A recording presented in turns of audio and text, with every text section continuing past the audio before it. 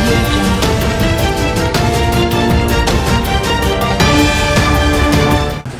Hello students, avian knowledge channel में आप लोगों का फिर से स्वागत है। आज हम फिर से सी लैंग्वेज के ऊपर आप लोगों के लिए एक और क्लास लेके आए हैं। आज का हमारा टॉपिक होगा सी लैंग्वेज में सबसे इम्पोर्टेंट, जिसके ऊपर बहुत सी प्रोग्रामिंग्स की जाती है और विदाउट यूजिंग दिस टॉपिक हम कुछ भी प्रोग्रामिंग नहीं कर सकते हैं। तो चलिए बात करते हैं। आज हम बात करेंगे यहाँ पे कंडीशंस। देखिए, सी लैंग्वेज में even not only C language, या बहुत सारी प्रोग्रामिंग्स जो मार्केट में चलती है या जिनके ऊपर हम काम करते हैं, या जो एप्लीकेशन या सॉफ्टवेयर हमारे पास बन के आते हैं जो हम चलाते हैं, वो सब के अंदर इफ कंडीशन या मीन कंडीशंस का बहुत ज़्यादा महत्वपूर्ण इम्पोर्टेंसी रोल होता है।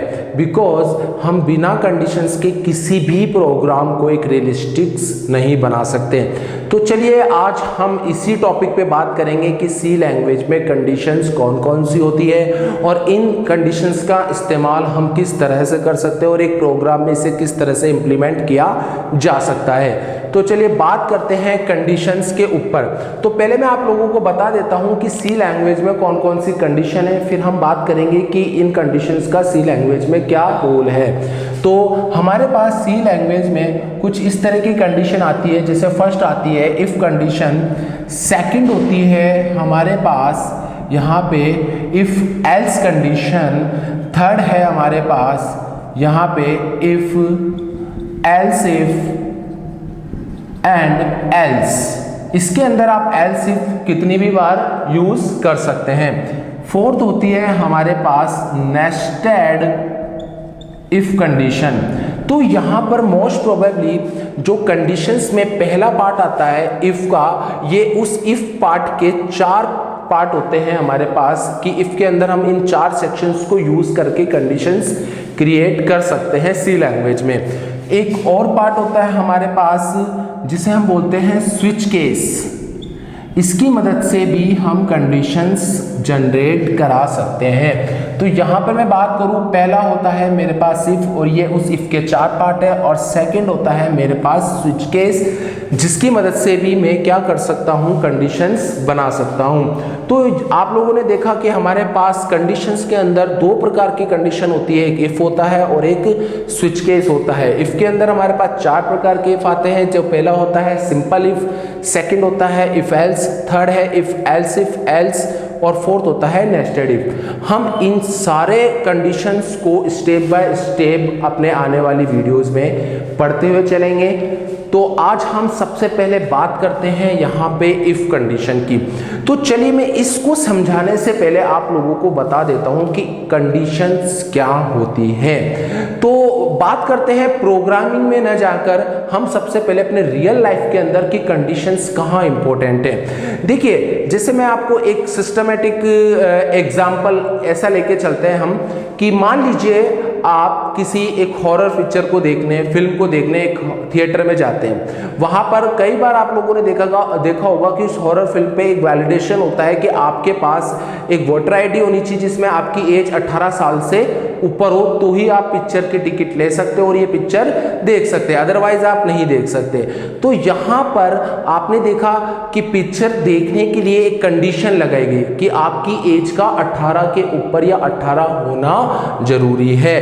जिस तरह से आपने लाइफ में भी बहुत बार इस तरह के एग्जाम्पल या प्रोग्राम्स देखे होंगे कि हमने कई बार देखे होंगे कि जहां पर कुछ कंडीशंस आ जाती है और उस कंडीशंस को फॉलो करके ही हमें आगे बढ़ना होता है। सेम ऐसा ही काम हम अपने प्रोग्राम में भी करते हैं। देखिए, बहुत बार हम जो यूजर से वैल्यू की डिमांड करते हैं, मान लीजिए यूजर से हम कोई भी वैल्यू ले रहे हैं, अब अगर यूजर वो वैल्यू डालता है या उससे कुछ डिफरेंट वैल्यू डालता है या हमारी क्राइटेरिया के अकॉर्डिंग वैल्यू नहीं डाल पाता है, तो हम उस चीज को कंट्रोल कैसे करेंगे, क्योंकि वैल्यू तो यूजर देगा और उस वक्त हम तो वहां मौजूद होंगे नहीं, क्योंकि हमने तो प्रोग्राम बना के दे दिया। तो उस चीज को कौन हैंडल करेगा? उस चीज को कंप्यूटर हैंडल करेगा। किसकी मदद से? कंडीशंस की मदद से। कंप्यूटर यहाँ पे कंडीशंस की मदद से जांच करेगा कि जो आपने वैल्यू दी है वो हमारी क्राइटेरिया के अनुसार सही है या गलत है। अगर सही है तो क्या आउटपुट आएगा, और अगर गलत है तो क्या आउटपुट आएगा। तो चलिए, ये तो बात थी कंडीशंस के ऊपर कि किस कंडीशंस का मतलब मैंने आपको बताया क्या होता है। हम एक कंडीशंस के बेस पे डिसाइड कर सकते हैं कि हमें क्या करना है और क्या नहीं करना है। यहाँ पर कंडीशंस के मतलब सिर्फ एक सवाल होता है आपके पास जिसका जवाब दो हो सकते हैं, या तो हाँ या ना। यानी कंप्यूटर सिर्फ ये चेक करेगा कि आपकी द्वारा दी गई वैल्यू या जो अगर सही है तो क्या करना है उसे, और अगर गलत है तो क्या करना है। अब हम इसी चीज को एक प्रैक्टिकली प्रोग्राम में बना के देखते हैं कि क्या ये हमारे लिए कैसे काम करता है और इसे हम प्रैक्टिकली प्रोग्राम में किस तरह से यूज कर सकते हैं। तो अभी हम बात करने जा रहे हैं हमारे फर्स्ट इफ कंडीशंस में सिंपल इफ की।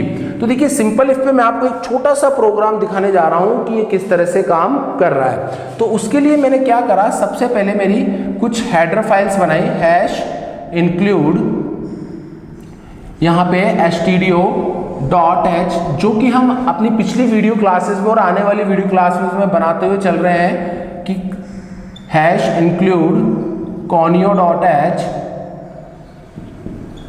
फिर उसके बाद आपने यहाँ पे अपना मेन फंक्शन शुरू करा void main। फिर उसके बाद मैंने यहाँ पे क्या करा, इंटीजर टाइप का एक वेरिएबल लिया लाइक दिस एज, जिसके अंदर मैं यूजर से क्या करवा देता हूँ, एक वैल्यू पुट करवाता हूँ। तो यूजर को मैंने मैसेज दिया एंटर योर एज। अब यूजर ने मुझे क्या किया, यहाँ पर वैल्यू पुटअप कराई, देन मैंने उसे स्कैनएफ करके उस वैल्यू को एक पर्टिकुलरली एज वेरिएबल में स्टोर करा दिया। और फिर उसके बाद हमें यहाँ यूज करना है इफ कंडीशन। तो इफ के अंदर मैंने क्या किया, यहाँ पर कहा यूजर से कि एज अगर इज ग्रेटर देन या इक्वल होती है अबव टू 18, तो फिर मैंने यहाँ पर एक मैसेज जनरेट करवा दिया printf में कि यू आर एबल। तो ये हमने हमारा एक पूरा प्रोग्राम बना दिया जिसमें आप लोगों ने देखा कि इस तरह से हमने एक छोटा सा प्रोग्राम बनाया जिसके अंदर मैंने सिर्फ और सिर्फ एक ये नया चीज यहाँ पे इफ को इस्तेमाल किया है। बाकी की जो मेरे प्रीवियस कोड है ये आप लोगों ने मेरी पिछली वीडियो क्लासेस में देख लिया होगा, मैंने वहाँ समझा दिया यहाँ पे printf, scanf और ये वेरिएबल किस तरह से काम करते हैं। तो चलिए आज हम इस प्रोग्राम को पहले एक छोटे से व्यू में फटाफट से रीड करके देखते हैं कि कैसे काम कर रहा है। जैसा कि हमें मालूम है कि हमारा कंपाइलर प्रोग्राम को ऊपर से पढ़ता हुआ आएगा और वो void main में एंट्री करेगा। वो जैसे ही void main में एंट्री करेगा तो एज नाम से आपकी क्या बन जाएगी, मेमोरी बन जाती है मशीन में। और मेमोरी बनने के बाद आप यहाँ पे देखोगे printf, तो printf आपकी इस वैल्यू को स्क्रीन पे ले जाके शो कराएगा एंटर योर एज। जैसे यूजर इस मैसेज को पढ़ता है वो अपनी एज इनपुट कराएगा। जैसे वो इनपुट करा के वैल्यू एंटर करता है, सपोज यूजर ने इनपुट करा दी यहाँ पे 19 और एंटर किया, तो 19 एंटर करते ही वो 19 किस में चली गई, आपके एज में। एंड देन आफ्टर कंपाइलर कहाँ आएगा, printf स्कैनफ पढ़ने के बाद इफ के पास। अब देखिए इफ का क्या फंडा होता है। इफ का यहाँ पर अगर हिंदी में अर्थ निकाला जाए तो हम लोगों ने बहुत बार देखा होगा, अगर, यदि, कुछ इस टाइप से इसका हिंदी में अर्थ निकल के आता है। तो यहाँ पर भी कुछ ऐसा ही है। इफ यानी यहाँ पे ये चेक कर रहा है इफ यदि मेरी एज जो है अगर बड़ी है या बराबर है कितने से, 18 से, तब तो इसकी देखो मैंने यहाँ पे एक बॉडी बना रखी है, तब तो वो इस इफ की बॉडी के अंदर जाएगा। अगर ऐसा नहीं होता है, यानी कि देखिए आपके एज में कितना है 19, तो एज में कितना है 19, अगर बड़ा या बराबर है कितने से, 18 से, बिल्कुल है, तो ऑब्वियसली इसके अंदर जाएगा ये और क्या मैसेज दे देगा, you are able to see this movie. But अगर ऐसा नहीं हुआ, यूजर ने यहाँ पर वैल्यू डाल दी लाइक दिस 15, तो होगा क्या इस केस में कि आपके एज में आ गई यहाँ पे 15, तो आपकी कंडीशन यहाँ पर क्या हो चुकी है, फॉल्स, क्योंकि एज बड़ी नहीं है कितने से, 18 से। देखिए यहाँ पर ये जो मैं ऑपरेटर्स इस्तेमाल करूंगा इन्हें हम कहते हैं रिलेशनल और लॉजिकल ऑपरेटर्स का इस्तेमाल करेंगे हम अपनी इफ कंडीशंस में, जिसके ऊपर मैंने अपनी पिछली वीडियो क्लास में एक ऑपरेटर की क्लास ली थी जिसमें मैंने सारे ऑपरेटर समझाए थे। तो अगर आपको इस ऑपरेटर में किसी भी प्रकार का डाउट होता है तो आप उस क्लास को देख सकते हैं जहां पर आपको ऑपरेटर्स के बारे में सब कुछ समझ में आ जाएगा। तो देखिए ये ऑपरेटर रिलेशनल ऑपरेटर, जैसा कि मैं बात कर रहा हूं कि रिलेशनल ऑपरेटर हमेशा हमें आंसर दो ही वैल्यूज में रिटर्न करते हैं, या तो ट्रू या फॉल्स। और इफ अपनी बॉडी के अंदर, जो ये इफ की बॉडी है, ये इफ अपनी बॉडी के अंदर तभी जाएगा जब इसकी ब्रैकेट के अंदर का आंसर क्या आएगा, ट्रू आएगा। यदि इसका आंसर यहाँ पे फॉल्स आता है तो ये अपनी बॉडी के अंदर कभी नहीं जाता। तो इससे आपको प्रूफ हो गया होगा कि यहाँ पर हमने एक नॉर्मली सेटअप बना के दे दिया। तो अब यहाँ पर अगर यूजर आंसर 15 डालेगा तो कुछ भी स्क्रीन पे प्रिंट नहीं होने वाला, क्योंकि हमने इतना बताया है कि अगर 18 से ऊपर हो तो आप ये मैसेज दो, लेकिन 18 से नीचे पे हमने कुछ भी आया है। तो नॉर्मली अगर आपको एक सिंपल इफ कंडीशन लगानी हो जहाँ पर सिर्फ आपके पास एक ही क्वेश्चन हो और उसका एक ही सिंपल जवाब हो कि उसके अलावा हमें कुछ नहीं करना, तो आप एक सिंपल इफ फॉर्मूले को यूज कर सकते हैं। बट अगर कभी ऐसा हो कि आपको एक सवाल पे दो जवाब देने हो कि अगर ये बात सच है तो क्या होना चाहिए और ये बात गलत है तो क्या होना चाहिए, तो उस केस में जैसा मैंने बताया मेरे पास यहाँ पे दो फॉर्मेट होते हैं, एक इफ और एक एल्स भी आता है। अभी हमने कौन सा फॉर्मेट यूज किया है, अभी जस्ट हमने इफ एल्स का इफ फॉर्मेट यूज किया है। तो चलिए अब हम इसको थोड़ा सा इफ एल्स के फॉर्मेट में कन्वर्ट करने की कोशिश करते हैं। तो देखिए इफ एल्स के अंदर भी सेम वही फॉर्मेट रहेगा जैसा अभी आपने इफ बनाया था वैसा ही बनेगा। मैंने यहाँ पे इफ लगाया, देन मैंने इससे बोला कि अगर एज अगर क्या होती है ग्रेटर या इक्वल होती है अबव 18 से, देन तो आप एक वैल्यू प्रिंट कर दीजिए प्रिंट एफ में, और वो जो भी मैसेज होगा वो होगा कि you are able to see this movie, जो भी है। और फिर मैंने उसके बाद इस इफ का ब्रैकेट बंद कर दिया, देन मैंने एल्स चलाया और इस एल्स के अंदर मैंने प्रिंट एफ दिया और मैंने कहा यू आर नॉट एलिजिबल, तो यू आर नॉट एलिजिबल। तो यहाँ पर इस मैसेज के थ्रू देखा जाए, और यहाँ पर मैंने इसे बंद करके यहाँ पे मेरा गेट सी एच दिया, देन मैंने अपना void main फंक्शन बंद कर दिया। अब इस प्रोग्राम में देखिए मैंने कुछ नहीं किया है, वही प्रीवियस वाला है, इफ वैसा का वैसा ही है, बस हमने इसमें एक और क्या ऐड कर दिया, एल्स ऐड कर दिया। अब यहाँ पर कंप्यूटर दोनों तरह से डिसीजन ले सकता है कि यदि कोई पर्सन अबव टू 18 होता है तो उसे क्या मैसेज देना है, और कोई पर्सन अगर बिलो टू 18 होता है तो उसे क्या मैसेज देना है। कि सपोज कीजिए अब आपने एज में 15 प्रेस कर रखा है, तो यहाँ पर ये चेक करेगा पहले क्या एज मेरी बड़ी है, एज में 15 है तो 15 बड़ा है या इक्वल है 18 से, बिल्कुल 15 बड़ा नहीं होता है, यहां पर इसका आंसर हो गया फॉल्स। जैसे ही अगर आपके इफ का आंसर फॉल्स हो जाता है तो कंपाइलर इफ की बॉडी में नहीं जाता है, वो सीधा यहां से एल्स की बॉडी में एंटर हो जाएगा। यानी कि इफ और एल्स को ऐसे समझिए कि कंपाइलर देखता है कि यदि इफ ट्रू है तो इफ की बॉडी में काम करेगा, लेकिन यदि इफ फॉल्स है तो वो बाय डिफॉल्ट एल्स के अंदर चला जाता है। इस एल्स का हिंदी अर्थ में मैं बात करूं तो जैसे वरना, आपने जनरली किसी को बोलते हुए सुना होगा कि यदि आपने ऐसा किया तो वरना मैं ऐसा करूंगा। तो यानी यहाँ पे ये केस हो रहा है, यदि आपने ऐसा किया यानी अगर आपने ये बात सच कर दी तो ठीक है, वरना मैं ऐसा करूंगा, वैसा ही कुछ यहाँ हो रहा है। यदि ये बात सच है तो ठीक है मैं इसमें काम करूंगा, वरना मैं किस में चला जाऊंगा, एल्स में चला जाऊंगा। तो यहाँ पर आपने कंप्यूटर को दोनों इंस्ट्रक्शन दे दिए कि यदि बात सच होती है तो क्या करना है और बात गलत होती है तो क्या करना है। यानी फाइनली अगर हम आगे जाके इफ एल्स को और डिटेल में पढ़ेंगे तो फाइनली एल्स का मतलब ये होता है कि यदि आपकी कोई भी कंडीशन ट्रू नहीं होती है तो कंपाइलर बाय डिफॉल्ट किसकी स्टेटमेंट या किसकी बॉडी को एग्जीक्यूट करेगा, वो एग्जीक्यूट करेगा एल्स को।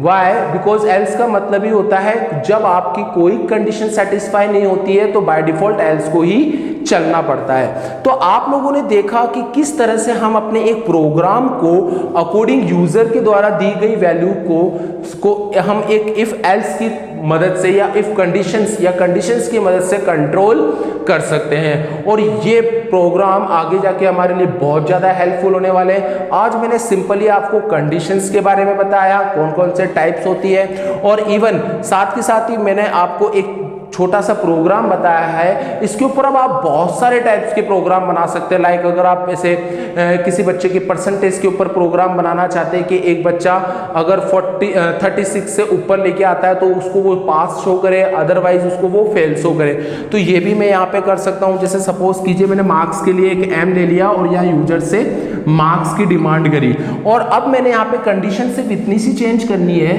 कि मेरे जो मार्क्स होगा वो, सॉरी मार्क्स नहीं, यहाँ पे परसेंटेज ले लेते हैं हम यूजर से, कि मैंने यहाँ यूजर से परसेंटेज ले ली कि, और फिर यहाँ पे चेंज कर दिया सिर्फ P कि अगर परसेंटेज बड़ी या बराबर होती है कितने से, 36 से, देन तो आप यहाँ पर एक मैसेज शो करो जो हम बोल देंगे पास, अदरवाइज आप यहाँ एक मैसेज शो करो क्या, फेल। अब देखिए यूजर जैसे ही यहाँ पर क्या करेगा, वैल्यू पुटअप करता है कि मेरे जो परसेंट आई है 55 आई है, ठीक है, तो P के अंदर वैल्यू कितनी आ गई आपके यहाँ पे 55, तो 55 इज ग्रेटर देन ऑफ 36, बिल्कुल सही बात है, तो वो इसके अंदर जाएगा और यहां से क्या प्रिंट कर देगा, पास, और उसको पास प्रिंट करते ही सीधा एग्जिट हो जाएगा, वो यहीं से बाहर चला जाता है। लेकिन यदि मेरी परसेंटेज यहां पर निकल के आती है 32, देन तो वो यहां पर आएगा, पहले से चेक करेगा, तो ये कंडीशन क्या हो रही है यहाँ पे, फॉल्स।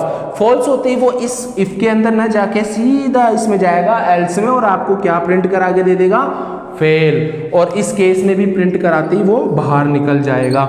यानी कि देखा जाए तो कंपाइलर दोनों में से सिर्फ एक टाइम पे सिर्फ एक ही कोड को एग्जीक्यूट करता है, या तो वो इफ को एग्जीक्यूट करेगा या एल्स को। इफ को कब करता है, जब कंडीशन ट्रू होती है, और एल्स को कब करता है, जब कंडीशन फॉल्स होती है। तो इस तरह से मैंने आपको इसके ऊपर दो छोटे से कॉन्सेप्ट बताए, ऐसे आप और भी बहुत सारे हजारों कॉन्सेप्ट हो सकते हैं जिसके ऊपर हम कंडीशंस के ऊपर बात करके इस तरह के प्रोग्राम्स बना सकते हैं और कंप्यूटर को इंस्ट्रक्शन दे सकते हैं कि आपको वैल्यू आने पर किस तरह से काम करना है। ये कॉन्सेप्ट आपके किसी प्रकार आपने कई बार देखा होगा, आपके ईमेल आईडी वगैरह में भी आप जब आईडी, यूजर आईडी और पासवर्ड डालते हैं, तो अगर आप गलत डालते हैं तो वो आपको एरर शो करता है या एक मैसेज शो करता है, और जब आप सही डाल देते हैं तो आपका अकाउंट ओपन हो जाता है। तो उस आपकी ईमेल आईडी कॉन्सेप्ट में भी इसी प्रकार का इफ एल्स का कॉन्सेप्ट यूज किया गया है। बात ये हो सकती है कि उन्होंने किसी और लैंग्वेज प्लेटफॉर्म पे यूज किया होगा, लाइक PHP, .NET या अदर किसी लैंग्वेज पे, और वही चीज हम यहाँ पे C लैंग्वेज में यूज कर रहे हैं। तो मैं उम्मीद करता हूं कि आप लोगों को कंडीशंस के बारे में पता चला होगा, कंडीशंस क्या होती है, कितने टाइप्स की होती है C लैंग्वेज में, और उसके अंदर हमने इफ और simple if and if else condition को किस तरह से यूज कर सकते हैं। तो ये था हमारा आज का वीडियो। अगर आप लोगों को वीडियो पसंद आया हो तो प्लीज़ वीडियो को लाइक कीजिए, शेयर कीजिए, और अगर आप चैनल पर नए हैं तो चैनल को सब्सक्राइब कीजिए, क्योंकि आने वाले टाइम पे आपको टाइम टू टाइम हर टॉपिक से रिलेटेड वीडियोस का नोटिफिकेशन मिलता रहे। उसके लिए प्लीज़ चैनल को सब्सक्राइब कीजिए। Thank you.